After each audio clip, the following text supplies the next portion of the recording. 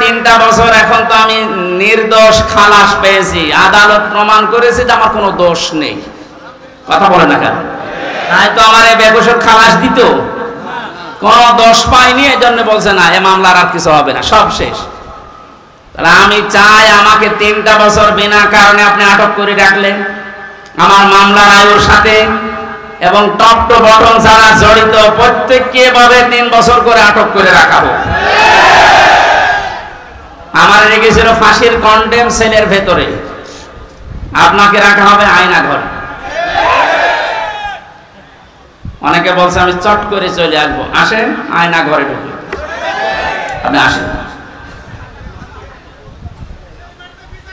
1,10,000 মানুষ এখন জেল খাটতেছে সারা দেশে। আমি যতটুকু 3 বছরে বুঝেছি, আমার মনে হয় 100 জনের প্রায় 60 থেকে 65 জন মানুষ নির্দোষ, কিছু জানে না, আন্দাজে তারা জেল খাটতেছে। যারা এই অবৈধ কাজগুলোর সাথে জড়িত, সে টাকা পয়সা খেয়ে হোক আর চাপে হোক, প্রত্যেককে এই মামলাগুলোতে যদি সাক্ষ্য প্রমাণ হয় যে না ওর কোনো দোষ নেই, বেকসুর খালাস পেয়ে যাচ্ছে, তাহলে 3 বছর 5 বছর 10 বছর তার জীবন থেকে আপনি নষ্ট করলেন কেন? যারা এর সাথে জড়িত প্রত্যেকের শাস্তি দাবি করছে, তাহলে ন্যায় বিচার কায়েম হবে। ভবিষ্যতে আর কেউ উল্টা পাল্টা মিথ্যা মামলা দিয়ে আপনার জীবন অন্তত নষ্ট করতে পারবে না।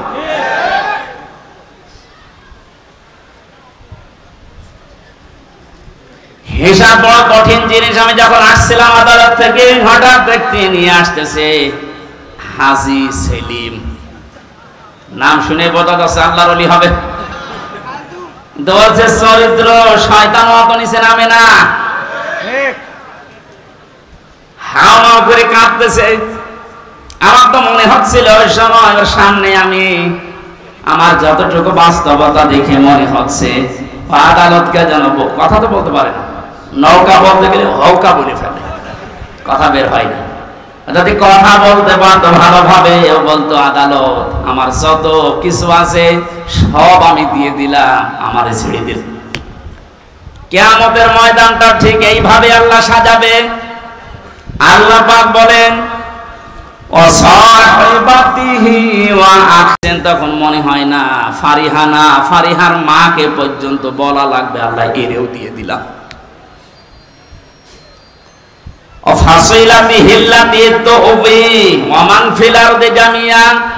দুনিয়া আমার স্থাবর অস্থাবর যত সম্পদ আমি বৈধ অবৈধ পথে উপায় করেছিলাম সব তোমাকে দিলাম, এরপরও তুমি আমারে নাজাত দাও। সঙ্গে সঙ্গে আল্লাহ ধমক দেবেন, কাল্লা ইন্নাহা লাযা, কখনোই না, তোরে আমি লাজাই ঢোকাবো। কোথায়? এখানে আলেম থাকলে জিজ্ঞাসা করেন, লাজা শব্দটা শুনতে যত সহজ মনে হচ্ছে, ভেতরের অবস্থা অত সহজ না। আল্লাহ বলেন নাযাআতান লিশাওয়া, এখানে প্রবেশ করার সঙ্গে সঙ্গে মানুষের আগে চামড়া উঠে যাবে। জয়পুরহাটবাসী কি একটা ঘর আল্লাহ বানিয়েছেন, যেখানে প্রবেশ করলে আগে মানুষের চামড়া উঠে যাবে। রিমান্ডে আমি দেখেছিলাম মাটির নিচে যখন আমাকে নিয়েছে, তো বহু ভয়ঙ্কর জায়গা আমি দেখেছি। মানুষের যে নখ তুলে নেয়, মাঝে মাঝে যে ডিএম দেওয়ার নাম শুনি, এ বাস্তব আমি দেখেছি নিজে। যতদিন রিমান্ডে ছিলাম আমি বহু মামলার আসামি, কিন্তু কোনোদিন আমার চামড়া খুশি পড়ে গেছে না, হয়নি। বহু কষ্টকর সময় পার করেছিলাম খেয়ে না খেয়ে। ওনাদের আলেমদের প্রতি একটু বেশি অ্যালার্জি ছিল। অধিকাংশ অফিসার গুলো আমার ভাগ্যেই পড়ে, ভাগ্যই খারাপ মনে হয়, ভাগ্যে পড়েছিল সব হিন্দু। ওরা তো আর আলেম জালেম বোঝে না। আজকে নয়ন হোসেন একজন মুসলিম, ওনার হাতে যদি আমি পড়তাম, হয়তো আর কিছু না হোক, নামের আগে আলেম দেখেও ভেতরে একটা মায়া আসতো। আর আমার অফিসার পড়েছে সুব্রত বালা, নাম শুনলে বলা যাচ্ছে এ আল্লাহর দুশমন, আমারও দুশমন। ওর মনে তো আর আমার প্রতি কোনো মায়া দয়া নেই, তারপরে ওরে উপর থেকে যা বলেছে ও তাই করবে। যে বহু ভয়ঙ্কর কষ্টের ভেতরে দিন পার করেছিলাম, কিন্তু আমার চামড়া উঠে যায়নি। কিন্তু আয়াতটা পড়ার পরে আল্লাহ জানিয়েছেন নাজ্জাতাল লিশাওয়া, এমন একটা ঘর আমি বানিয়েছি লাজা, এখানে ঢুকলে আগে চামড়া খসে যাবে। কি ভয়ঙ্কর হতে পারে আপনি বলেন? কাদেরকে জাহান্নামে লাজা ডাকবে? তাদউ মান আদবার ওয়া তাওয়াল্লা ওয়া জামাআ ফাআওয়া, যে মানুষগুলোকে সত্যের দিকে আহ্বান করা হয়, সত্যকে সত্য জানার পরও যারা অহংকার করে, এতবার করে, মুখ ফিরিয়ে চলে যায়। আর এই চরিত্রের মানুষ বাংলাদেশে বেশি। ও জানে যে এটা সত্য বিষয়, সত্য পথ, এরপরও হিংসা করে, অহংকার করে মানতে চায় না। খালি দেখে যে এটা তো আমার দলীয় লোক না, এটা আমার বাবার মুরিদ না, তখন আস্তে করে মুখ ফিরিয়ে চলে যায়। এই যে সত্যকে আপনার মন বলছে যে এটা সত্য পথ, এটা সঠিক পথ, শোনার পরে, জানার পরও যদি আপনি মুখ ফিরিয়ে চলে যান, আপনাকে আল্লাহ প্রবেশ করাবেন লাজায়। কোথায়? কি ভয়ঙ্কর তথ্য আল্লাহ দিলেন, দেখলেন না? চামড়া খসে যাবে আগেই। 2 নম্বরে জামাআ ফাআওয়া, দুনিয়ায় যারা মাল সম্পদ, অর্থ সম্পদ শুধু জমা করে আর কি করে সংরক্ষণ করা যায় এই চিন্তা ভাবনায় থাকে। এই 15.5 বছরে যারা টাকা পয়সা জমিয়েছে, আপনি দেখেন তাদের দিকে, কোনদিন ঘোর অক্ষর ভেবেছিল যে এভাবে আমার হঠাৎ করে হারিয়ে যাবে? ভাবে না। যারা জমা করেছেন বৈধ অবৈধ না দেখে শুধু জমিয়েছেন, আর কি করে সংরক্ষণ করা যায়, এটা স্থায়ী করা যায়, সেই চিন্তা ভাবনা করে শুধু স্থায়ী করার চিন্তা। দেশে জায়গা নেই, বেগম পাড়া বানিয়েছে, সুইস ব্যাংকে রেখেছে। টাকা অনেকের, কত টাকা সে নিজেও জানে না। এখন কিছু কিছু মানুষ ধরা পড়েছে, দেখছেন না? বালিশের ভেতরে টাকা, ফ্রিজে টাকা। একটা মানুষের চলতে কত টাকা লাগে বলেন তো? এই যে দরবেশ, কি হবে তারা টাকা দিয়ে বলেন? এখন তো ঠিকই পচা ডিম খাচ্ছে। এত টাকার মালিক বাংলাদেশে, ধনীর তালিকায় সে লোকটা 1 নম্বরে, অথচ আদালতে তুলতে গেলে এই মানুষটাকে ডিম মারছে। কত বড় রাগ হলে আদালতে তোলার সময় মানুষের লাথি মারে বলেন? আমরা তো নিয়েছিলাম আদালতে, আমাদেরকেও নিয়েছে ওইভাবে, মাথায় দড়ি দিয়ে, হাতে হ্যান্ডকাপ দিয়ে, মনে হচ্ছে ছাগল গরু নিয়ে যাচ্ছে। কিন্তু হ্যাঁ, আমি দেখেছি যে অফিসারগুলো আদালতে তোলার সময় আসতো, এই প্রশাসনের এই মানুষগুলো চোখের দিকে তাকিয়ে দেখেছি, ওরা মনে মনে কাঁদতেছে। ওদের শুধু উপরের নির্দেশ আর হাত বাঁধা ছিল, এই জন্য কিছু করতে পারে নাই। নাম নিতে এখন আর বাধা নেই। গারদখানায় বহু অফিসারকে আমি পেয়েছিলাম মুসলিম, ওরা নিজেরা চুরি করে যায় নামাজ নিয়ে এসে আমার বলতো, হুজুর আপনি নামাজ পড়ে নেন। নিজেদের হালাল টাকা, অবৈধ টাকা না, জানে যে অবৈধ টাকা দিলে খেতে যাবে না। নিজেদের বেতনের টাকাগুলো দিয়ে, গরিব মানুষ 1 টাকায় বেতন পায়, ওখান থেকে একটা ছোট্ট রুটি, ছোট্ট পাউরুটি এনে বলতো সারাদিন কিছু খাননি খান।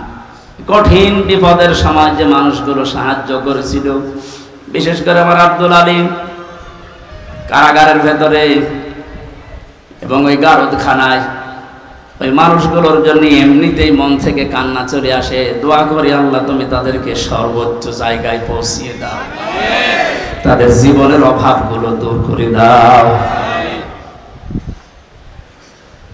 যে চরিত্র 2টার কথা বললাম আছে বাংলাদেশে, আপনি মিলান। যাদেরকে সত্যের পথে ডাকা হলে অ্যাবাউট টান করে চলে যায়, আর যারা শুধু সম্পদ জমা করে আর হিসাব নিকাশ করে যে কত হচ্ছে, এই চরিত্রের মানুষ দেশে আছে না নেই?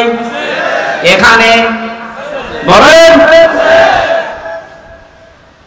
এই মানুষগুলো আমরা দাঁড়াবো আল্লাহর সামনে। আমি তো বললাম আমার 16 দিনের হিসাব এখনো ঠিক হয়নি, আর আপনার 16 বছরের হিসাব কি করে ঠিক করে রেখেছেন? এইটার হিসাব আসলে মানুষের জীবন পাল্টানো সহজ।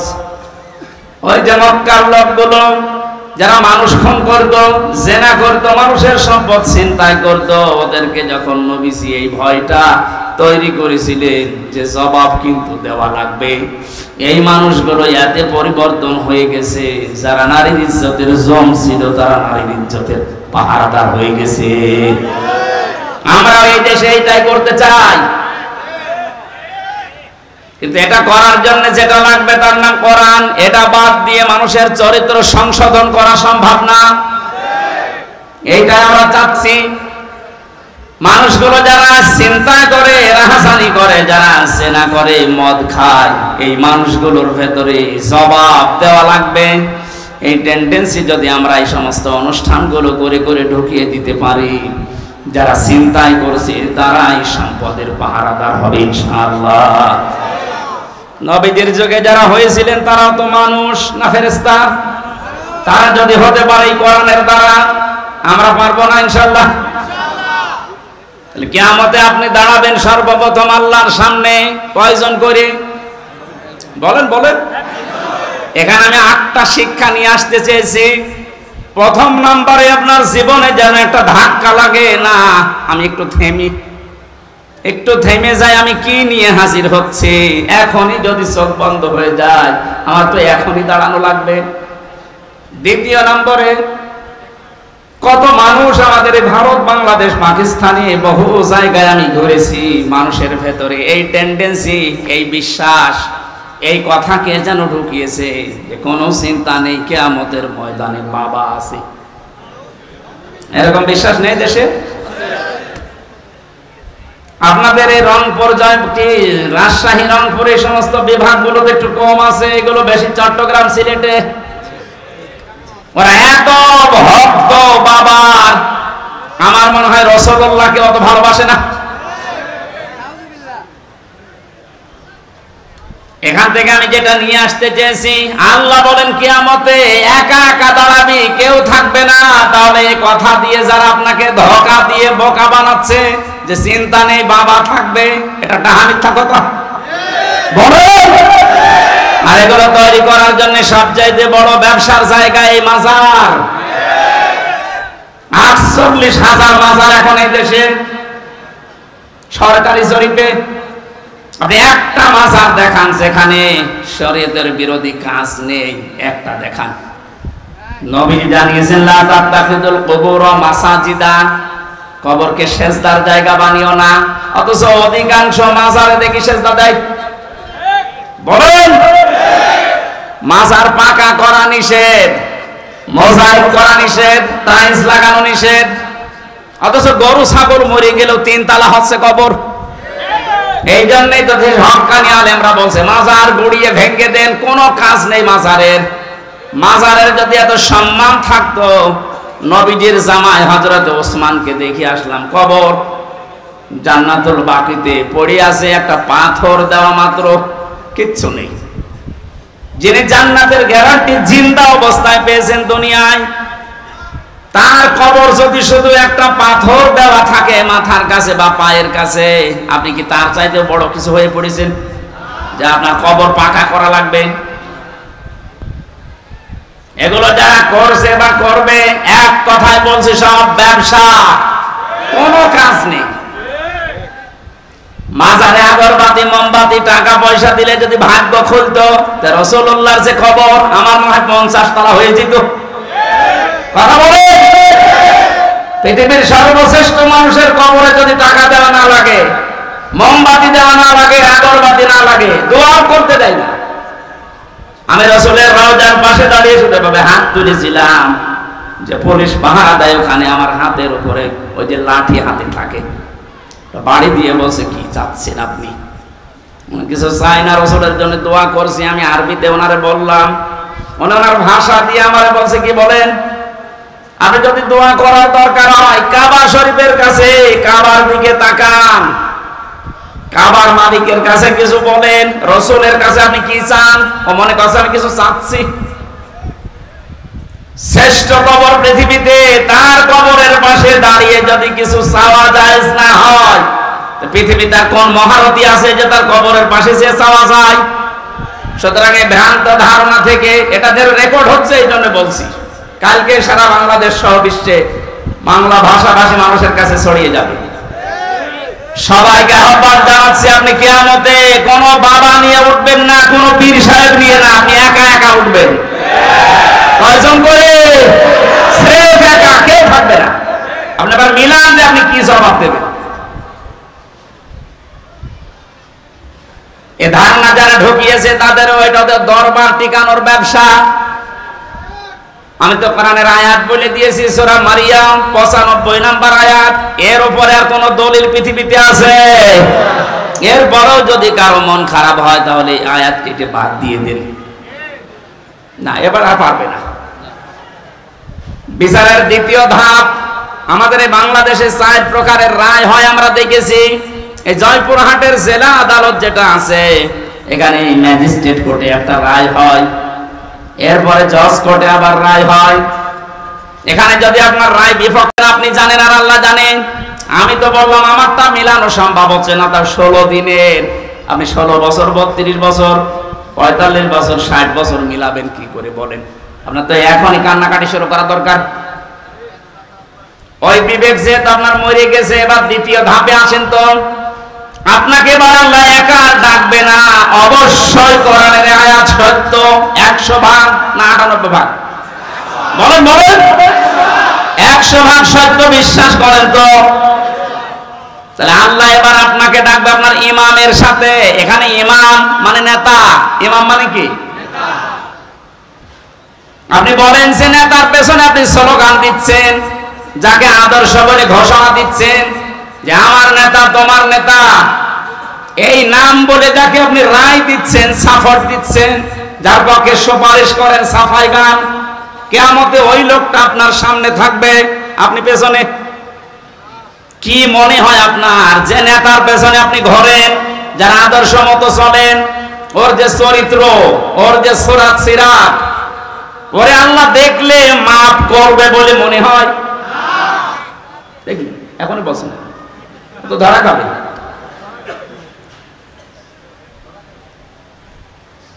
আমি তামাশা করার জন্য বলি না, আমার ইমান থেকে বলছি। কোরআনের এই চোখটা লাগিয়ে আমি দেখতে পাচ্ছি আমরা 100 জনের এই দেশে 98 জন ধরা খেয়ে বসে আছি। এই জন্য বলছিলাম এটা স্রেফ দুনিয়ার বিষয় হলে বলতাম না, এর সম্পর্ক আখিরাতের সাথে। ওই যে ইয়াসিন, আল্লাহর ঘোষণা দেওয়া নেতা এই একজন, তাকে না মেনে আপনি যাকে মানেন, হ্যাঁ তিনি যদি আপনার সামনে থাকতেন মুহাম্মদুর রাসূলুল্লাহ, আপনার চিন্তা থাকতো না? কথা বলে না কেন? তিনি বাদ দিয়ে আপনি যাকে মানেন, আপনি তো তাকে মানেন না।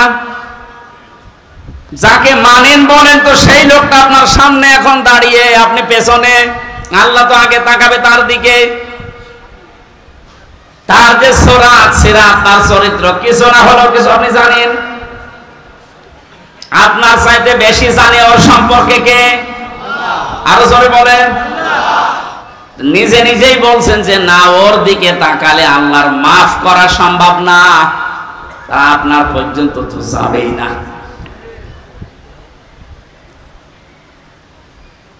আমার ভয় হচ্ছে এই কারণে যে আমরা না জানি ওই ময়দানে অধিকাংশ মানুষগুলো দাঁড়িয়ে থাকে কিনা। আল্লাহর ঘোষণা দেওয়া নেতা যেহেতু মুহাম্মদুর রাসূলুল্লাহ, আর উনি শুধু বাংলাদেশের জন্য না, ভারতের জন্য না, তামাম দুনিয়ায় যত রাষ্ট্র আছে যেখানেই বাস করেন আপনাকে বিশ্ব নবী মানা লাগবে। এতদিন শুনেছেন যে ইয়াসিনে সূরা পড়লে 10 খতম কোরআন শরীফে সওয়াব হয়, কিন্তু এর ভেতরে 83টা শিক্ষা আছে। আমি একটা একটা করে কেবল 5টা বললাম। 83টা শিক্ষা আপনার প্র্যাকটিক্যাল লাইফে জীবনে আগে সেট করা লাগবে। এরপরে আমি এদিকে পড়েই গেলাম, নেকি হয়েই গেল, তো নেকি কি কি থাকবে কোথায়? নেকি তো থাকছে না ধরে রাখার জন্য। এমন একটা বিশ্বাস, এমন একটা কথার দ্বারা নেকি সব শেষ। কথা বলেন। এই কোরআনে আল্লাহ 500 শরীয়তের বিধান দিয়েছেন। কয়টা? তার ভেতরে এটা একটা। ইয়াসিন হে নেতা, এটা একটা। এরকম কত আছে বলেন বলেন? কেন 500টা বলেন তো? আমি এবার শিক্ষিত মানুষদেরকে বলছি, যত ফরজ ইবাদত আছে দুনিয়ায়, প্রত্যেকটা ফরজ ইবাদতের কিছু মৌলিক বিষয় আলাদা করা আছে। এই যে নামাজ ফরজ না, বলেন না কেন? নামাজ পড়তে গেলে 13টা ফরজ লাগে, ভেতরে আর বাইরে মিলিয়ে। আমি ওসি সাহেবকে বলছি 12টা ফরজ আদায় করে উনি নামাজ পড়লো, একটা ফরজ আদায় করেনি, ওনার সওয়াব হবে কয়টা? কথা বোঝার পরে বলবেন, ওনার সওয়াব কয়টা হবে? কিচ্ছু হবে না, জিরো, শূন্য। এখন যদি বলেন না বাস্তবতার সাথে তো মিলছে না, আমি তো 12টা করেছি, অন্তত 5টা সওয়াব দেন, হবে? কারণ আপনি বাদ দিয়েছেন কি? বলেন বলেন। ওয়াজিব আছে 14টা, 13টা আদায় করেছেন, একটা আদায় করেননি, আপনার নামাজ হবে না? নামাজ হবে, কিন্তু জরিমানা দেওয়া লাগবে। সরসেজদা বলে না? সরসেজদা মানে কি? জরিমানা। সরসেজদা মানে কি? তাহলে ফরজ যদি একটা বাদ যায় শেষ, ওয়াজিব বাদ গেলে হবে, কিন্তু সরসেজদা দেওয়া লাগবে, জরিমানা না দিলে ওইটাও শেষ। বাকি আছে নামাজ ভেঙে যায়, নষ্ট হয়ে যায় 19টা কারণে। কয় কারণে? এর একটা কারণ যদি পাওয়া যায়, 18টা ঠিক আছে, নামাজ থাকবে না ভেঙে যাবে? আরো জোরে বলেন। এটা যেমন সহজ ভাবে বুঝলেন, নামাজের ভেতরে অমৌলিক কিছু জিনিস আছে যেগুলো না হলেও নামাজ হয়ে যাবে। যেমন সুন্নাত আছে 12টা, মুস্তাহাব আছে 70টা। এরকম ভাগ ভাগ করে আমি 2 রাকাত নামাজ পড়তে গিয়ে 60,000 মাসালা পেয়েছি। কয়টা? আমার মনে হয় এখানে 60,000 মাসলা সবারই জানা আছে। 60টাই জানা নাই, যে জন্য আমি এ পর্যন্ত আসলাম। এবার আসেন, এই যে মঞ্চটা, এই মঞ্চের মৌলিক জিনিস 2টা, একটা খুঁটি আর একটা সামিয়ানা। এই 2টা মৌলিক না, আসল উপাদান। এই 2টা না থাকলে কেউ মঞ্চ বলবে? অমৌলিক জিনিস আছে। এই যে টিস্যু বক্স, এই মাইক, এই যে ফুল দেওয়া আছে, বিউটিফাই করেছি, এ চেয়ার দেওয়া আছে, এ টেবিল আছে, এগুলো কি না থাকলে মানুষ মঞ্চ বলবে না? এ পর্যন্ত বুঝেছেন কিনা বলেন যে মৌলিক জিনিস 2টা, অমৌলিক জিনিস 10টা। সংখ্যার দিক থেকে মৌলিক জিনিস বেশি না কম? বলেন। কিন্তু গুরুত্বের দিক থেকে এত বেশি, এর একটাও যদি না থাকে এ মঞ্চ টিকবে? খুঁটি না হলেও হবে না, ছাদ না হলেও হবে না, কিন্তু টিস্যু বক্স না থাকলে হবে না। না বলেন বলেন। কোরআনে আল্লাহ 500 মৌলিক জিনিস দিয়েছেন, 6,666টা আয়াত, এর ভেতরে মাত্র 500 আয়াত শরীয়তের বিধান। আপনি কোথায় 6,666? 500 বাদ গেলে কি হয়? হয়তো বাকি যেগুলো আছে সব ওই টিস্যু, ফুল, ফুলদানি, এই টেবিল, এই মাইকের মতো, কিন্তু 500 যেটা আছে সেটাই সামিয়ানা আর খুঁটির মতো। এর একটাও বাদ গেলে আপনি এখানে বসে থাকতে পারবেন না, কাওয়া কাদেরের মতো পড়ে যাবেন। একবার পড়ে গিয়েছিল না, কেবল স্মার্ট বলেছে আর ভাব করে গেছে পড়ে। তাহলে ওর মৌলিক জিনিস ছিল না, খুঁটি ছিল না হয়তো, কিন্তু দুর্বল ছিল। এখান থেকে আমি যেটা নিয়ে আসতে চাই, মৌলিক জিনিস না থাকলে অমৌলিক হাজারও থাকলে তার কোনো দাম থাকে না।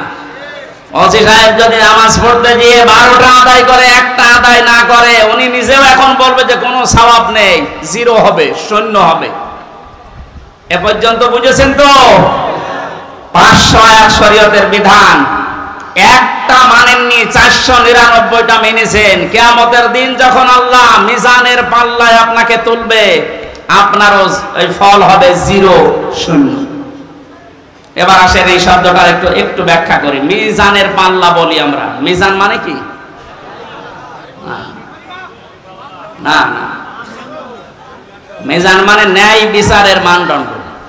হাইকোর্টের সামনে দেখবেন একটা দাড়ি পাল্লা টাঙানো আছে, এই টাঙানো নেই? ও দাড়ি পাল্লা সরকার টাঙিয়েছে কি খেলা করার জন্য, নাকি বাদে একদিকে ঝুলিয়ে থাকে সমান্তরাল? দেশের 18 কোটি মানুষকে বোঝাতে চায় দেশের সরকার যে কোন জায়গায় যদি ন্যায় বিচার না পাও, এখানে ন্যায় বিচার পাবা, এটা ন্যায় বিচারের প্রতীক। তাহলে দাঁড়িপাল্লা মানে ন্যায় বিচারের মানদণ্ডের পথিক। এটা আমাদেরকে যে কিয়ামতে আল্লাহ মাপ দেবেন, আমরা জানি যে কিয়ামতে আল্লাহ মাপ দেবেন আমল। কি মাপবে? আমলের মাপ দেবে না মিজানের পাল্লায়? এটা শুনেছেন কোনদিন নাকি আজকে শুনলেন? কিয়ামতের দিন আল্লাহ মাপ দেবে কি? আমল। বলেন বলেন। আমল মানে কি? কে বললো আমল মানে নেক কাজ? মানে আমল মানে শুধু কাজ। নেক কাজ হতে হলে তো সলিহাত ধরতে হবে। তাহলে আমল মানে বাংলায় কি? বলেন। কাজ। এখানে যারা আছে, ক্লাস চলছে, আমার ডক্টর গোলাম রব্বানী, আপনাদের নওগাঁয় বাড়ি, ডক্টর লোকমান স্যার এইভাবে হাতে কলমে উনি শেখাতেন। তো তোমরা কাজ করতে চাও, এই যে এই মঞ্চটার কথা বললাম, এটা যদি আমি স্যারকে বলি, স্যার এই মঞ্চটা আপনি মেপে দেন, উনি দাঁড়িপাল্লায় তুলে দেবে। এটা মাপার জন্য একটা যন্ত্র আছে না? কি নাম? কি? ফিতা। নাম কি? ফিতা দিয়ে মাপলে বুঝতে পারবে না কত কত ইঞ্চি কত ফুট। এই যে পানিটা যদি ওনারে দিয়ে বলি এটা ফিতা দিয়ে মেপে দেন, হবে? এটার জন্য সিসি লাগবে, লিটার লাগবে, এরকম যন্ত্র আছে আলাদা। ওনারা যদি সাইল দিয়ে বলে যে ফিতা দিয়ে সাইল মেপে দেন, হবে? ওটার জন্য বাটখারা লাগে, কেজি লাগে। পৃথিবীর প্রতিটা জিনিস যে তো মাপ করার জন্য আলাদা আলাদা যন্ত্র আছে। তাহলে আমল মানে আমরা সবাই বলছি আমল মানে কাজ। আমল মানে আমল হচ্ছে আরবি, বাংলায় কাজ, ইংরেজিতে ওয়ার্ক। তো এই যে কাজ, আমি স্যারকে যদি বলি স্যার এই 5 কেজি কাজ মেপে দেন, পাগল বলবে না? কাজ কি দাঁড়িপাল্লায় মাপে মানুষ যে 5 কেজি কাজ আর এদিকে 10 কেজি কাজ? হবে? কাজ মাপতে হলে একটা আলাদা যন্ত্র আছে। সে যন্ত্রের নাম কি? না, আপনারা এলাকায় কি পড়াশোনা নেই নাকি? কি পড়েন? কামেল পাস করেন, অনার্স মাস্টার্স করেন, একটু বুঝে বুঝে পড়া যায় না? কাজ মাপতে হলে একটা আলাদা যন্ত্র আছে, ওই যন্ত্রের নাম হচ্ছে গুরুত্ব। নাম কি? কাজ মাপে মানুষ গুরুত্বের ভিত্তিতে। স্যার যদি এক কনস্টেবলকে ডাক দিয়ে বলে জয়পুরহাট সদরে যাও, এই 500 টাকা দিয়ে আসো, এখন উনি সকাল থেকে আশায় আছে যে টাকা দিয়ে আসবে। 2-3 ঘন্টা পরে খোঁজ নিয়ে দেখছে 1-1.5 কিলো যাওয়ার পরে ও কনস্টেবল মার্বেল খেলতেছে। ওনার কথা আর ওনার কাজের কোনো গুরুত্ব কনস্টেবল দিয়েছে? ওর উপরে তো উনি খুব খুশি হবে, রাজি হবে নাকি? বলেন। আপনাকে আল্লাহ 500টা কাজ দিয়েছিল দুনিয়ায়, যেটা মৌলিক কাজ, এই ছাদের মতো আর খুঁটির মতো। এগুলো আপনি না করে মার্বেল খেলছে। পরবর্তীতে যখন আল্লাহ দেখছে এ কি করে, এই গুরুত্বপূর্ণ কাজগুলো না করে ও মার্বেল খেলছে, ওনার মতো আল্লাহর রাগ হওয়া সম্ভব না। আপনার জীবনের যে মৌলিক কাজ, এটা গুরুত্বের ভিত্তিতে আল্লাহ মাপবেন। 500টা কাজ দিয়েছেন, 500টা কাজের গুরুত্বপূর্ণ কিছু অংশ আছে। নামাজের যেমন 13টা। এই ওযু করতে গেলে মানুষের ওযু ভেঙে যায় কয়টা কারণে? 7 কারণে। বলেন কয় কারণ? এর ভেতরে যদি 6টা আদায় করেন, একটা আদায় করেননি বা নষ্ট হয়ে গেছে, আপনার পুরা ওযু শেষ। ওই ওযু দিয়ে নামাজ হবে? আমি কেন বলছিলাম এ কথা বারবার ক্লাসের মতো? আমাদের আজকে আমল মাপার, অনেকে মনে করে কিয়ামতের দিন এদিকে আমি 10 কেজি সওয়াব তুলে দেব, এদিকে 11 কেজি গোনা তুলে দেব, একটু কম বেশি হবে। অথবা এদিকে 11 কেজি সওয়াব, এদিকে 10 কেজি গোনা, একটু বেশি হবে, আল্লাহ জান্নাত দিয়ে দেবে। আরে ভাই, কাজ কি মানুষ মাপে দাড়ি পাল্লা দিয়ে নাকি? গুরুত্ব দিয়ে মাপতে হয়। আপনার জীবনের গুরুত্বপূর্ণ কাজই তো নেই। এই পৃথিবীতে যত গুরুত্বপূর্ণ কাজ আছে, এই যে ছাদের মতো আর খুঁটির মতো, তার ভেতরে 1 নম্বরে গুরুত্বপূর্ণ কাজ হচ্ছে আহসানু আমালা, সবচাইতে উত্তম কাজ। সবচাইতে উত্তম কাজ 500টা, তার ভেতরে এক নাম্বার কি? এক নাম্বার হচ্ছে আনাকিমুদ্দিন, এই পৃথিবীতে আল্লাহর দিন কায়েম করে দেখাও। এইটার নাম শুনলে যাদের কাছে রাজনীতি মনে হয়, দুনিয়ার কাজ মনে হয়। হযরতে মুসা তাহলে ভুল করেছিল? হযরতে ঈসা ভুল করেছিল? ইব্রাহিম নবী ভুল করেছিল? নূহ নবী ভুল করেছিল? মুহাম্মদ রাসূলুল্লাহ ভুল করেছিল? ওনারা তো এই কাজ করতে গিয়ে 27টা যুদ্ধের নেতৃত্ব দেওয়া লেগেছে। আপনি এই কাজের কথা শুনলে খালি দুনিয়ার কাজ মনে করেন, রাজনীতি মনে করেন, মানে আপনার তো মৌলিক কাজে হাতছাড়া হয়ে যাচ্ছে। ফোন দিয়ে এসব দিয়ে কি করবেন? আমি আশা করি কথা বোঝাতে পেরেছি। এরপরও যদি কেউ না বোঝার ভান করে থাকেন, এদিকে আসেন, আসেন, আপনাকে চট করে ঢুকিয়ে নিন, আসেন।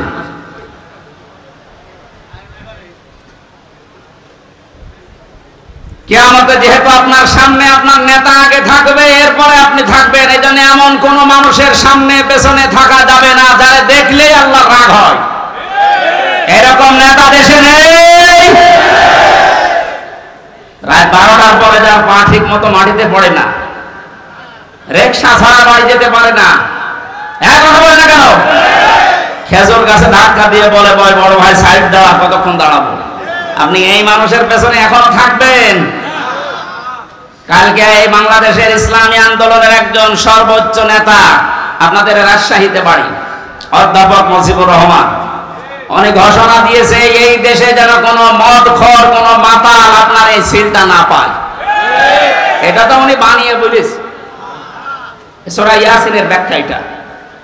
এমন মানুষকে আপনি এটা দেবেন না যে সামনে ওই লোকটা থাকলে আল্লাহর আগে রাগ হয়ে যাবে, আপনার পর্যন্ত যাবে না।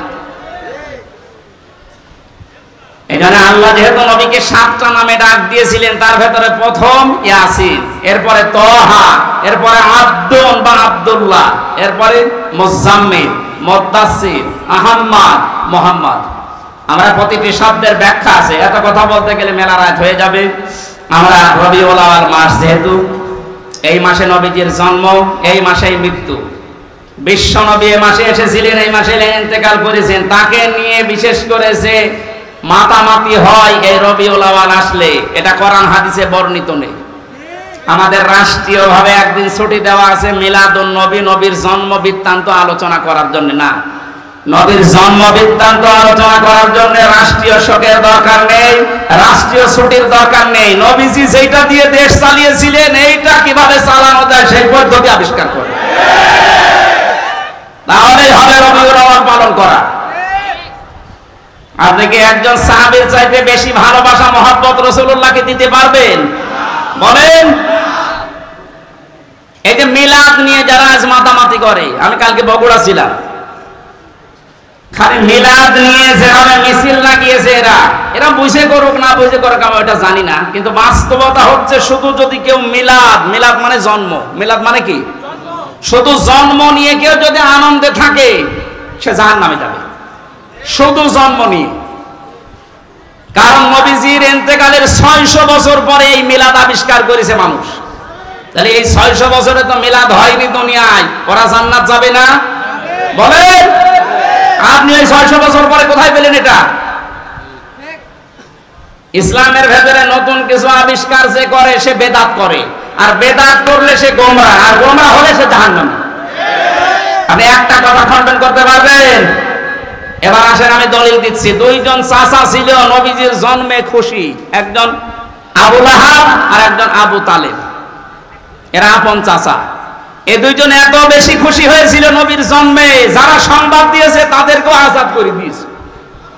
আর আবু তালেবের জীবনী পড়েছি, ও নিজের সন্তান আলীকে কাছে রাখতো না, কিন্তু ভাতিজা মুহাম্মদ এতিম, বাবা নেই মা নেই, এই জন্য নিজের কাছে রাখতো। এত আদর করেছে, বলতো ভাতিজা আমি তোমার ধর্ম মানি না, কিন্তু তোমার শরীরে কেউ আঘাত করুক এটা আমি বেঁচে থাকতে সহ্য করবো না। তা আপনি আর কি করেন বলেন তো? নবীর জন্ম আসলে সেই লোকটার দিকে তাকান, ও জীবন পর্যন্ত দেওয়ার মতো এইরকম মহব্বত করতো রাসূলকে। তো মারা যাওয়ার সময় নবীজি যখন বললেন ইয়া আম্মি আবি তালিব লা ইলাহা ইল্লাল্লাহ হাজ্জুল লাকা ইনদাল্লাহি ইয়াউমাল কিয়ামাহ, বুখারী শরীফের হাদিস।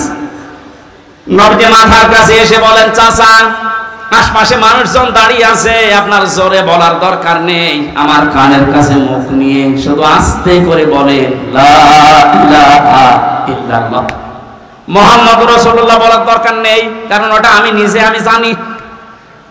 আপনি শুধু আল্লাহর একাত্মবাদের স্বীকৃতি আমার কানে শোনান, কারণ আমি সাক্ষী, আমি শাহেদ। আমি কি শাহিদা ওয়া মুবাশশিরা ওয়া নাযীরা, এই শব্দগুলো কোরআনে নেই? আমি যে সাক্ষী, কিয়ামতে তো বলা লাগবে। আপনি শুধু আমার কানের কাছে একটু বলেন যে লা ইলাহা ইল্লাল্লাহ, আর কিছু বলা লাগবে না, কাউকে শোনানোর দরকার নেই। এরা যদি বলতে পারেন কিয়ামতের ময়দানে আমি নবী আপনাকে আল্লাহর দরবারে ঝগড়া করে জান্নাতে নিয়ে যাব, বলে নাই। ডাক দিয়ে বলছে ভাবিস আমি তোমাকে ভালোবাসি, কিন্তু তোমার এই কালেমা, তোমার এই আদর্শ আমি মানতে পারলাম না, তুমি আমারে মাফ করে দিও। হযরতুল হাবাসী মাফ করার মালিক নবীজি না আল্লাহ? আরো জোরে বলে এত ভালোবেসেছিল, জন্মে খুশি হয়েছিল এই যে আবু লাহাব আর আবু তালেব, কই তাদের জীবনে পড়ে দুইজনে জাহান্নামী, আগুনের ফিতা লাগিয়ে দেবে পায়ের নিচে, মাথার মগজ পর্যন্ত ফুটবে। তারা শুধু জন্মে খুশি ছিল, মিলাদে খুশি ছিল। সিস্টেম অপর পৃষ্ঠায় দেখুন, আরো দুইজন আপন চাচা, হযরতে আব্বাস আর একজন হযরত আমির হামজা রাদিয়াল্লাহু তাআলা আনহুমা। এই দুইজন চাচা শুধু জন্মেই খুশি ছিল না, জন্মের সময় তো তারা খুশি হয়েছে, সবচেয়ে বেশি খুশি হয়েছে এই দুইজন চাচা নবীর আদর্শে। হযরত হামজা নবীর আদর্শ মানতে গিয়ে নিজের জীবন দিয়েছে, ৭০ টুকরা হয়েছে, তারপরও পিছপা হয়নি। কথা বলে না কেন? হযরতে আব্বাস নিজের জীবন দিয়েছে নবীর আদর্শ গ্রহণ করে। তিনি বলেছিলেন মান যাকা তামাল ঈমান, তোমরা যদি ঈমানের স্বাদ পেতে চাও, মান রাদিয়া বিল্লাহি রব্বা, আল্লাহকে রব পেয়ে খুশি থাকো, ওয়াবিল ইসলামি দীনা, ইসলামকে জীবন ব্যবস্থা হিসাবে পেয়ে খুশি থাকো, আমি মুহাম্মাদুর রাসূলুল্লাহ সাল্লাল্লাহু আলাইহি ওয়াসাল্লাম নবিয়্যা ওয়া রাসূলা। রাহু মুসলিম, মুসলিম শরীফের হাদিস। নবীজিকে, বিশ্ব নবী মুহাম্মদুর রাসূলুল্লাহকে নবী এবং রাসূল পেয়ে খুশি থাকো। হযরতে আব্বাস আর হামজা এই দুইজন চাচা নবীর শুধু জন্মে না, তাদের সিরাতে, সুরাতে, তাদের আদর্শ পেয়ে খুশি, এজন্য এই দুইজন চাচাই জান্নাতি। সুতরাং আজকে আমাদের সময় এসেছে, রবিউল আউয়াল মাস 1 বছর পরে আসবে, শুধু নবীর জন্মের কথা শুনে মিলাদ দেবেন, জন্মের আলোচনা করবেন, খিচুড়ি জিলাপি খেয়ে শেষ করে দেবেন না। আপনার যদি পালন করতেই হয় প্রত্যেক সোমবারে একটা করে রোজা রাখেন। আর যদি সর্বোচ্চটা মানতে চান হযরত হামজার মতো, হযরত আব্বাসের মতো তার আদর্শ মেনে নেন। আল্লাহ আমাদেরকে মেনে নেওয়ার তৌফিক দিন, বলেন আমিন। এই নবীর জীবনী থেকে একটা পাঠ, আমি 27টা পাঠ বলেছিলাম না, একটা পাঠ আজকে আলোচনা করছি। আচরণ, নবীজির আচরণ, ব্যবহারটা কেমন ছিল আর আমাদেরটা কেমন, এটা আমি বাস্তবের সাথে আজ মিলাবো। সূরা আলে ইমরান 159 নম্বর আয়াত, একটা মাত্র আয়াত পড়েছি। এই আয়াতের ভেতরে যা আছে তাফসীর আকারে বলার চেষ্টা চালাচ্ছি, নাকি শেষ করে দেব? জবান খুলে কোরআনের আয়াতে প্রবেশ করেন। আউযু বিল্লাহি মিনাশ শাইতানির রাজীম, বিসমিল্লাহির রহমানির রহিম। ফাবিমা রাহমাতিন মিনাল্লাহি লিনতা লাহুম ওয়ালাউ কুনতা ফাসসান গালিযাল কলবি লানফাদ্দু মিন হাওলিক ইলা আখির আয়াত। সূরা আলে ইমরান নামকরণ আছে, ঐতিহাসিক প্রেক্ষাপট আছে, শানে নজুল আছে, এই আয়াতের ব্যাকগ্রাউন্ড আছে। এগুলো বিভিন্ন মাহফিলে তাফসিরে আপনারা সহজে পেয়ে যাবেন। আমরা এবার মূল শিক্ষায় যাচ্ছি। আল্লাহ পাক বলেন, হে নবী, আমি দয়া করে আপনার অন্তরের ভেতরে, আপনার অন্তরটা মোলায়েম, কোমল, সহজ, সরল, সফট করে বানিয়েছি। আপনি যদি কঠোর হতেন, কর্কশ ভাষী হতেন, তাহলে আপনার কাছে মানুষ ভিড়তো না, আপনার আশপাশ থেকে মানুষ সব চলে যেত। আপনি যেহেতু নরম দিলের মানুষ, মানুষদেরকে আপনি ক্ষমা করেন আর তাদের জন্য ক্ষমা চান। কোন কাজ করতে হলে যারা অধীনস্থ আছে তাদের সাথে পরামর্শ করে করবেন। কাজটার যখন সিদ্ধান্ত নেওয়া হয়ে যাবে তখন ভরসা করবেন একচ্ছত্রভাবে আল্লাহর উপরে। যারা ভরসাকারী তাদের আল্লাহর উপরে ভরসা করাই উচিত। এটা বাংলা অর্থ ছিল। এবার আমরা তাফসিরে যাই। নবীজিকে আল্লাহ এত কমল, এত সফট একটা হৃদয় দিয়েছিলেন, তার যে আচার ব্যবহার গুলো, আল্লাহ পাক তার আচার ব্যবহার প্রমাণ করতে গিয়ে একটা নাম দিয়েছেন খুলুকুন আযীম। হে নবী, আপনি মহান চরিত্রের উপরে প্রতিষ্ঠিত। জোরে বলেন সুবহানাল্লাহ। নবীজির যে আচরণগুলো ছিল, প্রথমে শিশুদের সাথে ধরেন, এটা বাচ্চাদের সাথে যার যে আচরণ, হাদিস প্রমাণ করছেন। নবীজি রাস্তা দিয়ে যখন হেঁটে মসজিদে নববীতে কাবা শরীফে যেতেন, রাস্তার আশেপাশে বাচ্চারা খেলাধুলা যারা করত, বিশ্ব নবীকে দেখলে নিজের মা বাবা বড় ভাই সব ছেড়ে নবীর কাছে ছুটে আসতো। আমাদের ভেতরে চরিত্রটা অনেকের নেই। বাচ্চাদেরকে আদর করা, মহব্বত করা, ভালোবাসা দেওয়া। নবীজি বলেন ছোটদের সাথে আমার ভালোবাসাটা, আমার আন্ডারস্ট্যান্ডিং এমন ভাবে পয়দা হয়েছিল, আল্লাহ তৈরি করে দিয়েছিলেন। বাচ্চারা যদি নিজের মা বাবাকে দিনের পর দিন, মাসের পর মাস, বছরের পরে বছরও না দেখতো, আমি নবীর সাথে থাকলে ওরা মনে করতো মা বাবার সাথে আছে। হযরতে যায়েদ রাদিয়াল্লাহু তাআলা আনহু, তিনি বিক্রি হয়ে গেলেন একবার ছোটবেলায়। ভাগ্য তাকে খাদিজাতুল কুবরার কাছে পৌঁছিয়ে দিয়েছে। হযরতে খাদিজা তার স্বামী মুহাম্মদুর রাসূলুল্লাহর কাছে উপহার দিলেন যে কামে কাজের লোক হিসাবে আপনাকে দিলাম, আপনি খেদমতের জন্য নিয়ে নেন। 7 দিন হয়ে গেছে। হযরতে যায়েদের বাবা এবং চাচা খবর পেয়েছেন মক্কাতে মুহাম্মদুর রাসূলুল্লাহর কাছে আছে তার সন্তান। জয়পুরহাটবাসী একটু নিজের জীবনের সাথে মিলান তো। নিজের আপন চাচা, আপন বাবা এসে বলছে, মুহাম্মদ, শুনতে পেরেছি আমাদের সন্তান তোমাদের কাছে আছে, ফেরত দিয়ে দাও। নবীজি ডাক দিয়ে বললেন, আপনারা কে? আমি চিনি না। আমরা যায়েদের পিতা, এটা যায়েদের চাচা। বিশ্ব নবী বলেন, আপনারা যদি চাচার বাবা হয়ে থাকেন, যায়েদ যদি আপনাদেরকে চিনতে পারে আর যদি যেতে চায়, আমি বাধা দেব না। কিন্তু যায়েদ যদি যেতে না চায়, আপনারা জোর করে নিয়ে যেতেও পারবেন না। পিতা বললেন, হ্যাঁ, আপনি অবশ্যই যুক্তিপূর্ণ কথা বলেছেন। হযরতে যায়েদকে নিয়ে আসা হলো। নবীজি জিজ্ঞাসা করলেন, যায়েদ, এদেরকে চেনো? হযরতে যায়েদ বলে, হে রাসূল, এটা আমার বাবা আর এটা আমার চাচা। হযরতে যায়েদের পিতা ডাক দিয়ে বলে, যায়েদ, তাড়াতাড়ি বাড়িতে চলো, তোমার মা কান্নাকাটি করছে, অসুস্থ হয়ে গেছে কাঁদতে কাঁদতে। সম্পদ যা আছে, তুমি তোমার একক সন্তান, সব তোমারে দিয়ে দেব। হযরতে যায়েদ ওই দিন একটা কথা বলেছিলেন, আপনি একটু মিলান তো, আপনার কাজের বাড়ির ছেলেটা মেয়েটা আপনার সম্পর্কে এ কথা বলতে পারে কিনা। হযরতে যায়েদ বলেছিলেন, হে আমার পিতা, হে আমার চাচা, বাড়ির সম্পদ সহ যা আছে সব আমাকে দিয়ে দিতে চান।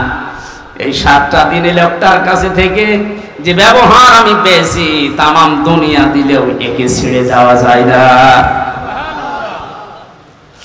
কি ব্যবহার পেয়েছিলেন নবীজির কাছে মাত্র 7 দিনে এই ছোট মানুষটা। আপনার বাড়িতে যে ছেলেটা কাজ করে, যে মেয়েটা কাজের মেয়ে, ওকে একদিন গোপনে ডেকে বলবেন, ওই তাহলে 2 লাখ টাকা দেবো, তুই কি চলে যাবি? ও বলবে, শয়তান, টাকা দেওয়া লাগবে না, তুই এমনি ছেড়ে দে। কথা বলবে।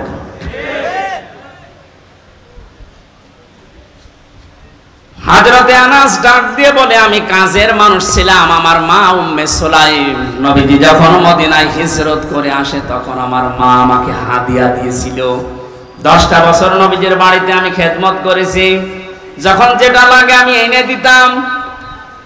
আল্লাহর কসম, আমার নবী কোনদিন এই 10টা বছরে কোনদিন আমাকে ধমক দিয়ে কথা বলেননি। জোরে বলেন আল্লাহু আকবার। বিষয়টা শুনতে যত সহজ মনে হচ্ছে, যে যে চেয়ারে বসে আছেন ওই জায়গা থেকে ভাবেন তো আপনার অধীনস্থ লোকদের সাথে আচরণ করা কত কঠিন। 10 বছর না, 10টা দিনও আপনি পারবেন না।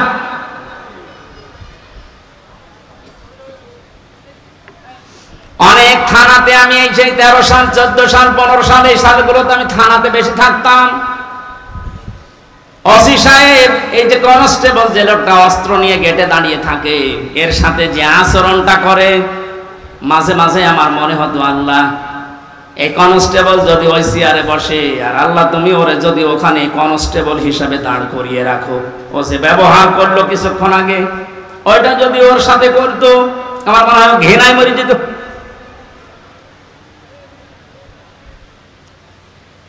আপনার তার শুকরিয়া আদায় করা দরকার ছিল যে ও একজন মানুষ, ও ডিগ্রি পাস, আমিও ডিগ্রি পাস, আমাকে আল্লাহ চেয়ারে বসিয়েছে আর ওরে অস্ত্র নিয়ে দাঁড় করিয়েছে গেটে, ওর সম্মান আমার চাইতে আরো বেশি হওয়া দরকার।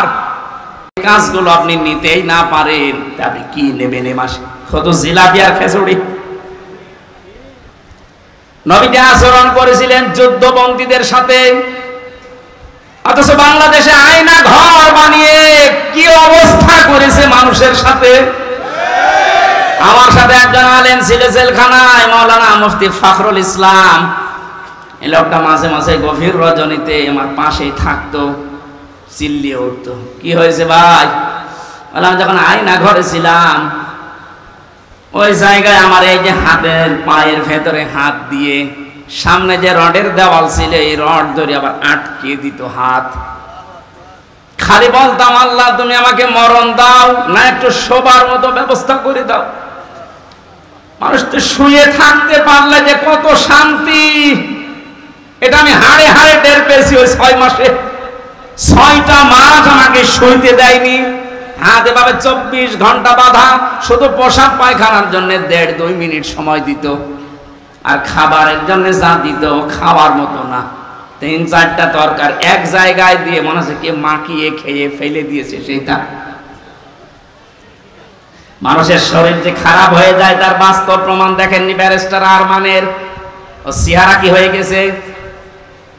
আমি 10 দিন ছিলাম মাটির নিচে মাত্র, তাই আমি নিজেকে চিনতে পারছিলাম না।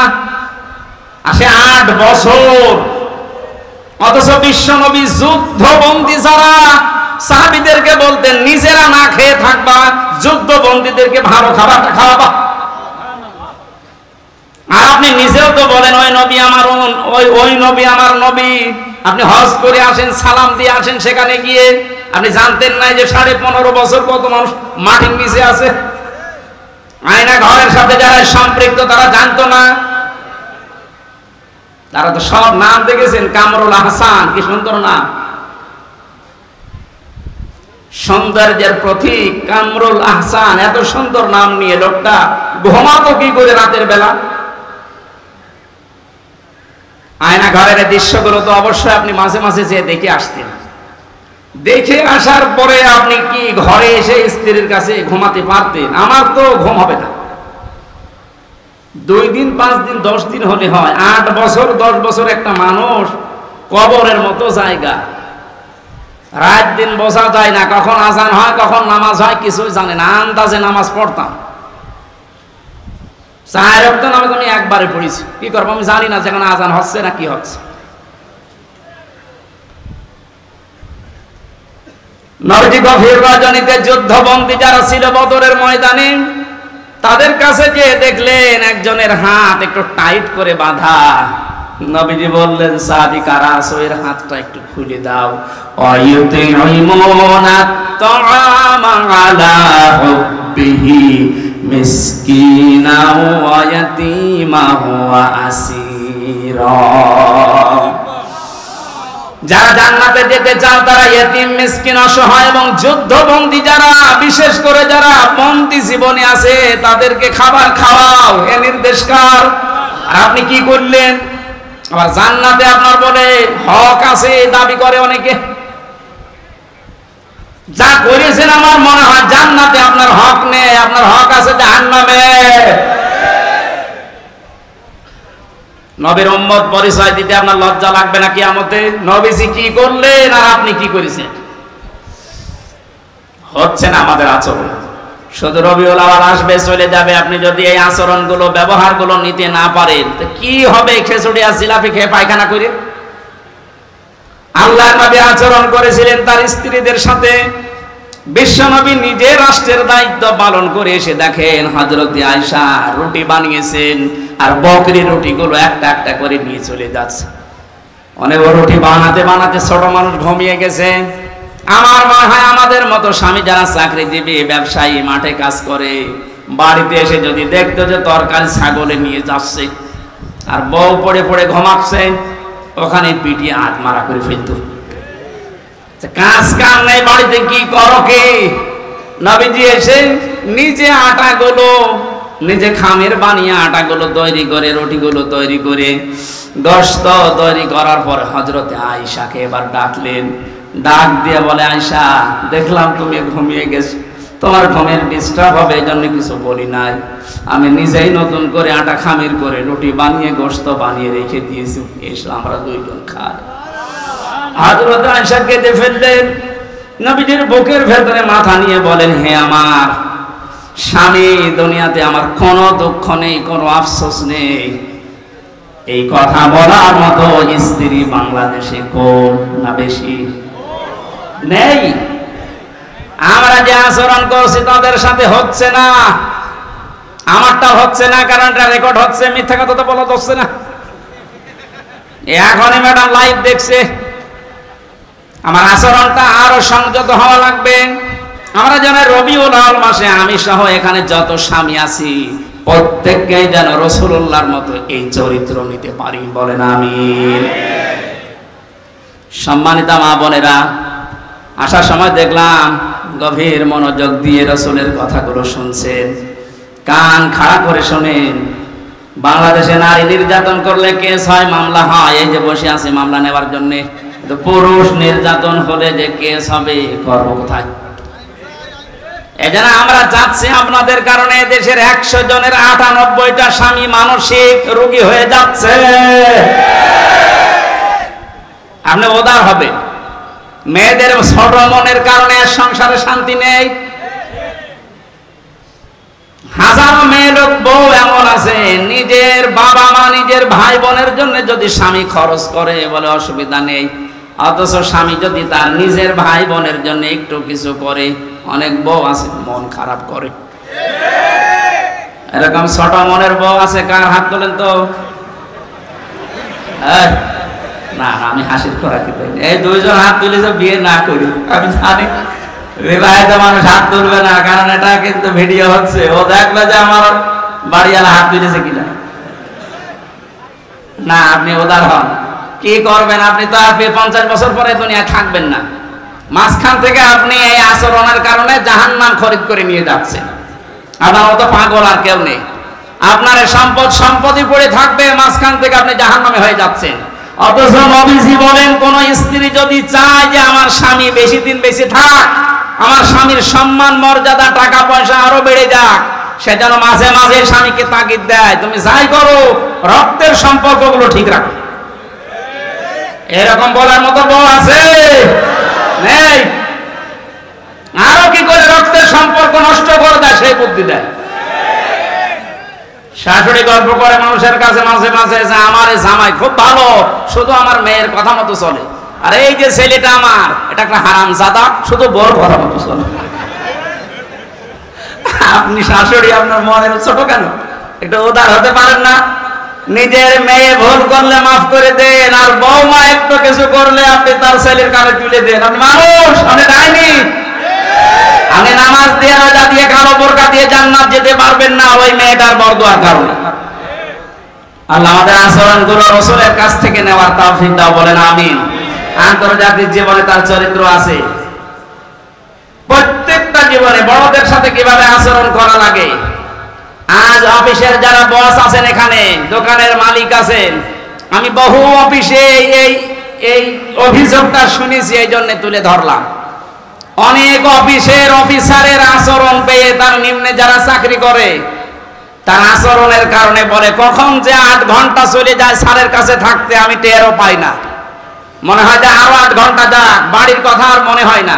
এমনও স্যার পেয়েছি বলো হুজুরে 8 ঘন্টা না, কখন যে 8 ঘন্টা যাবে শুধু আল্লাহ আল্লাহ করি। এই যে দুইটা স্যারের পরিচয় বললাম, একটার চরিত্র রসুলের মতো আর একটার চরিত্র ফেরাউনের মতো।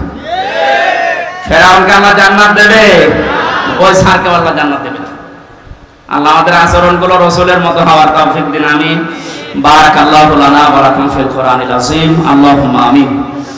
লা ইলাহা ইল্লা আনতা সুবহানাক ইন্নী কুনতু মিনাজ জালিমিন। এই মোনাজাতটা বসে করেন, আমরা মুসাফির আছি, অসুস্থ আছি, আমরা মজলুম অবস্থায় আছি, মোনাজাতটা আমরা বসে করছি। যে যেখানে আছেন মোনাজাতটা বসে করেন, যদি সম্ভব হয় মাথা নিচু করেন, চক্ষু বন্ধ করেন, জীবনের অপরাধগুলো স্মরণ করেন। আশা করছি আমাদের অপরাধ আল্লাহ মাফ করে জায়গাটা নেকি দিয়ে ভরাট করে দেবেন ইনশাআল্লাহ। রব্বানা যালামনা আনফুসানা ওয়া ইল্লাম তাগফির লানা ওয়া তারহামনা লানাকুনান্না মিনাল খাসিরিন। আল্লাহ তাআলা সারা জীবনের অপরাধ মাথায় নিয়ে আমরা জয়পুরহাটের আক্কেলপুরে তাফসীর শুনতে এসে হাত তুলেছি। তোমার নবীদের জীবনের আচরণ ব্যবহার